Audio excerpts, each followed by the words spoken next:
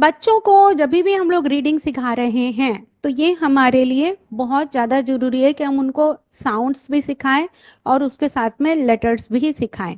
जैसे कि ए का साउंड ए होता है। पहले हम लोग ऐसे ही सीखते थे, ए एन टी एंट होता है, तो ऐसे हम स्पेलिंग लर्न करते थे, A N T ant, A N T ant, A N T ant, A N T ant.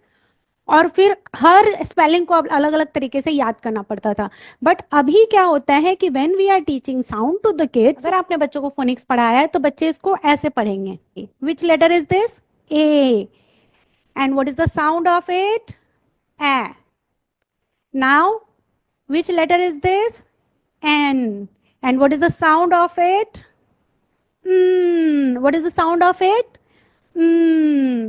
which letter is this, t, and what is the sound of it, t, a, t, ant। But अगर जिन बच्चों को phoenix नहीं आ रहा होता है वो normally कैसे पढ़ते हैं, ए एन टी, और पढ़ के छोड़ देते हैं। घर पे भी वो ऐसे पढ़ेंगे क्योंकि पेरेंट्स को भी पूरा पता नहीं है कि इसको भाई पढ़ना कैसे है। तो ए एन टी इस तरह से मैंने बहुत सारे बच्चों को पढ़ते हुए देखा है। अगर उनको नहीं पता है कि इसे एंट पढ़ना है तो हम अगर साउंड पढ़ाते हैं तो बच्चों को एंट इजीली समझ में आता है कि क्या लिखना है, एंट लिखना है। तो at that time first of all पढ़ना कैसे है, एंट।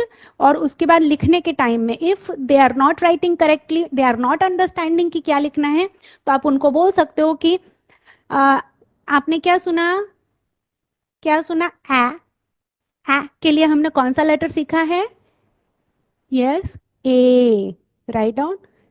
और फिर क्या सुन रहे हम, ए, के लिए हमने कौन सा लेटर सीखा है, एन, तो राइट डाउन, के लिए क्या लिखोगे, एन, वेरी गुड। नाउ ए, साउंड किसका होता है, कौन सा लेटर सीखा था हमने साउंड के लिए, टी, यस, तो लिखो एंट, एंट।